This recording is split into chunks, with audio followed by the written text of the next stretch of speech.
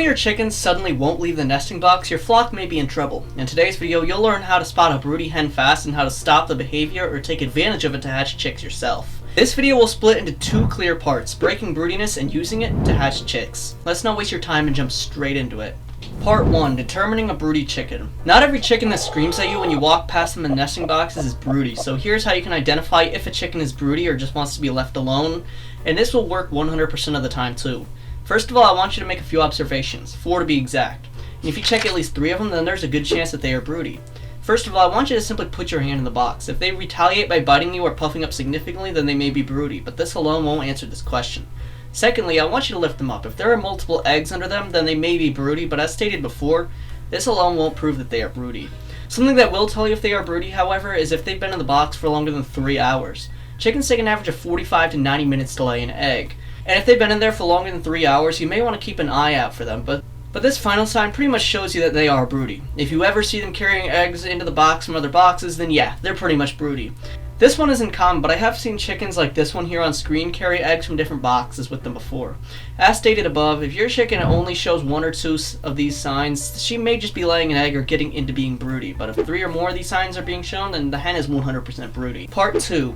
How to convince a chicken to go broody. Getting a chicken to go broody isn't something you can force. However, you can create the right conditions to suggest the idea of being broody to the chicken that you are targeting. First of all, you need to choose the right breed. This is more important than you think. Some chickens are naturally more likely to go broody. This includes Silkies, Buff Orpingtons, Cochins, and Australorps. The ones I have the most success with are Buff Orpingtons, Easter Eggers, and Black Copper Marins. If you're trying with a breed that rarely goes broody, like the Barred Rock for example, then you're fighting an uphill battle, as she will likely ignore the idea of being broody.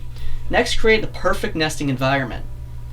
You want a quiet, dark, safe space away from the hustle of the rest of the flock. Use a deep layer of bedding and try placing fake eggs or golf balls in the nest to trigger the natural mothering instinct. You should also limit disturbance. Don't check the nest regularly, and don't collect the fake eggs too often. Let her feel like she's guarding something important. Another trick is to leave her alone with the eggs for a longer period in the morning. Some hens go broody after consistently sitting on eggs for a few hours a day. Keep in mind that the weather matters as well. The spring and early summer months are peak broody seasons because hens are biologically wired to hatch chickens during the warmer months, which is why you may notice that some chickens naturally go broody around this time. Cooler or highly stressful environments usually shut that instinct down, but some chickens may be exceptions.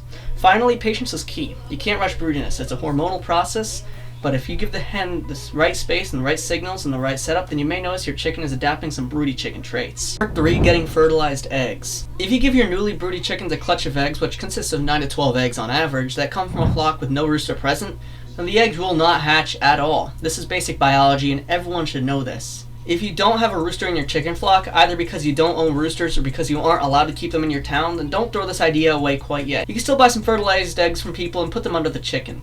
She will immediately recognize that these are eggs and will tuck them away securely. A hen will sit on eggs for 20 to 22 days before they hatch. Part 4. Hatching chickens. As stated before, after about 3 weeks you'll start hearing peeping coming from the eggs. This will last for a day or 2. During this day, it is best to leave the chickens alone, as the chicken knows exactly what she is doing during this day. It is best to know that only 40 to 60% of the eggs will hatch, and after a day you can relocate the chickens to the brooder, preferably with a heat lamp, so that brooder can achieve temperatures above 90 degrees Fahrenheit. In this brooder you should have a few basics that every chicken brooder needs: shavings or straw, a feeder, and a waterer. All these serve a purpose in the brooder. You should put chick starter feed in the feeder, and the hen can safely consume this even though it has more protein than the hen actually needs. Good chick starter feed is currently here on screen in case you're wondering. After about 2 weeks, it's best to relocate the hen back into the yard, as by this point the baby chickens know exactly how to live and don't need assistance. After this, we'll play the waiting game to see how many of them turn out to be roosters. On average, about 50% of them turn out to be roosters. Since there's likely an overflow of roosters, you'll have to get rid of a few, either by selling them or enjoying a nice chicken dinner. Part 5. Catching broody chickens early. If you don't intend on hatching out chickens, then you'll need to break them from this process, as they lay no eggs during this phase and they also eat and drink very little. However, if you discourage this behavior early on, then you may not need to use 2 or more of these extreme methods that I'll share later in this video. As stated in the first part of the video, there are multiple signs of broody chickens, with the most notable signs being them staying longer than usual in the box and getting extremely defensive over the box as well. If you start noticing some of these signs, then you can simply remove them from the box and place them back into the yard with the rest of the chickens. Unfortunately, most people don't catch their chickens early, which leads to them being broody. However, some chickens don't show as many signs of them being broody before becoming broody, which makes it more challenging for people to deal with. But either way though, let's talk about two different methods that will work with time. Part 6, the 2-flock method. This only works if you have 2 flocks of chickens, but there are some ways to execute a similar procedure with only 1 flock. But either way, you want to start by getting your problem chicken and placing her into a new flock. If she finds her way back to the original flock, then place her back in that flock, but take a different route to get there. Since the chicken has no clue what to do in this new environment, they'll find normal things to do in the meantime, such as dust bathing. Just remember to put her back in the original flock at the end of the day. But if you only have 1 flock to work with, well then no problem. All you really gotta do is just take her out of the box, go for a 20 to 30 minute walk. This could be something like around your yard, up the street, or even in the forest. Just do something to keep her away from the box as much as possible, and don't drop her because she might not come back, but most broody chickens aren't like that. Part 7, chicken jail. If you've kept up to date with my channel, then you likely know about all the broody chickens we've been dealing with lately. The chicken jail method is a method that we've used in the past. It is quite simple. All you need is a dog crate with some puppy pads on the floor to make it somewhat comfortable.